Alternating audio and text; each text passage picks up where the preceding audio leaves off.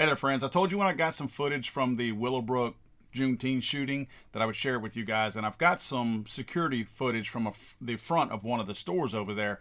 But before I play it, I want you to pay particular attention. First of all, it's graphic, but pay particular attention to the person in front of this white little car, SUV thing, whatever you want. Clearly, this individual is from Chicago, because he ain't fazed one bit by these bullets whizzing by him.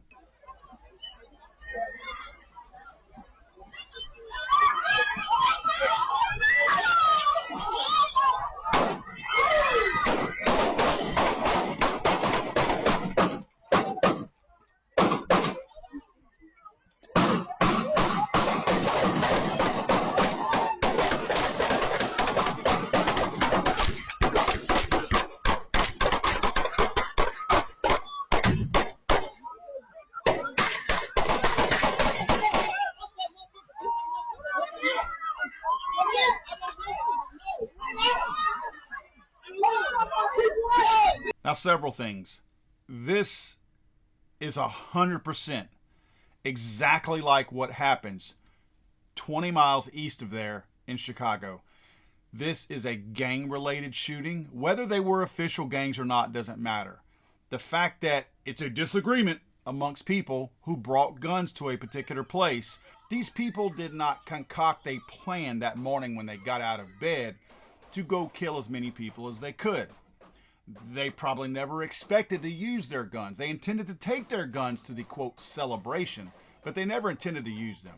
So this, if you want to classify this as a mass shooting in the traditional sense, who wants to kill as many people as possible and who planned out their killing, then you're being stupid and ignorant.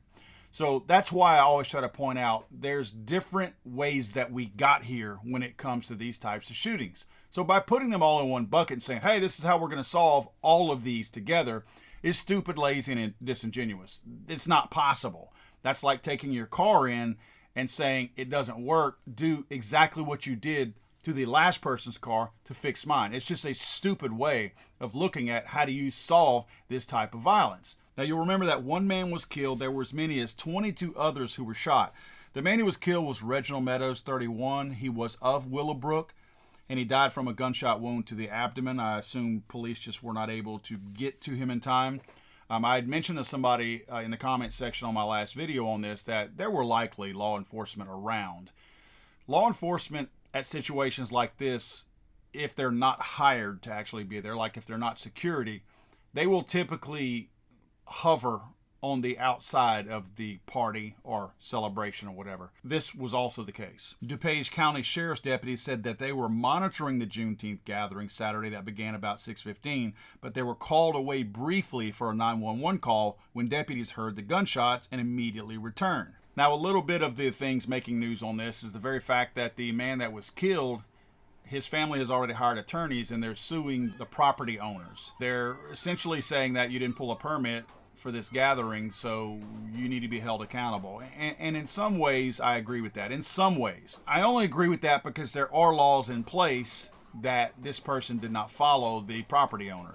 In other words, they did not pull a permit and they did not hire adequate security when they were welcoming all of these people to this gathering. And again, this is the third year in a row that it's happened, so this person knew what to expect. There's been violence in the past at these exact same gatherings, exact same celebrations. So I do agree with that. I don't agree with permits.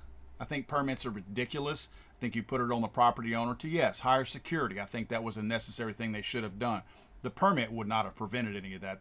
The permit may have mandated that, but if the property owner had hired security, yeah, he'd probably still be sued because that's how attorneys are, but at least he would have shown that he's looking out for the safety of the people there. Investigators did describe the incident as a, quote, peaceful Juneteenth gathering Saturday turned violent, unquote. Everything is peaceful until it turns violent.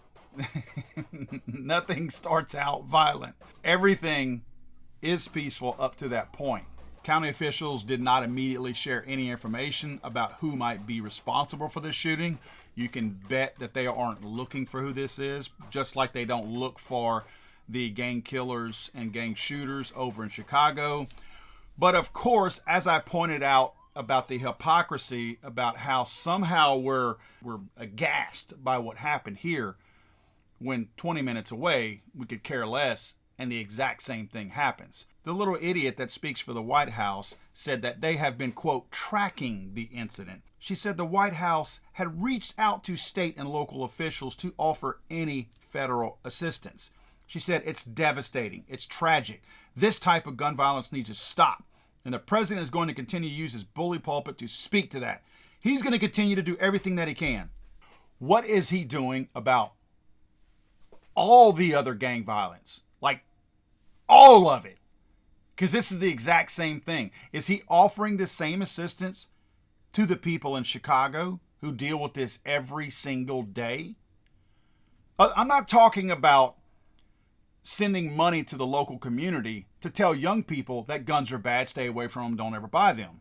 That's not what I'm talking about. That's not gun safety. That's gun deterrence is what that is. That's safety deterrence. You're telling these people, never arm yourself, never try to protect yourself. I'm talking about what is he truly doing? Why are we not teaching young people how to use guns? Why are we not teaching young people how to spot danger? How are we not teaching young people all the fundamental things that we should be teaching them? How to preconceive what they're looking at in a situation to know when it's going south. Because this is never going to go away. Nobody's trying to disarm the gangsters. So if we can at least come to the agreement that gangsters will always have their guns, then let's at least go from there. And prepare for the expectation that these types of situations will always exist until we try to eliminate that problem. You're trying to eliminate guns. I've said this gazillions of times. All you're doing whenever you try to eliminate guns and ban guns is disarm the general public.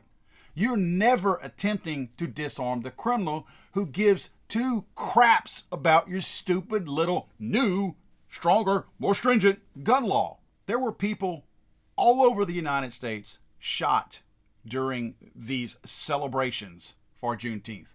I've got one favor to ask. We have Independence Day coming up in a week. Folks, please don't celebrate. God save the Queen, man. I'm sorry, I thought this was America.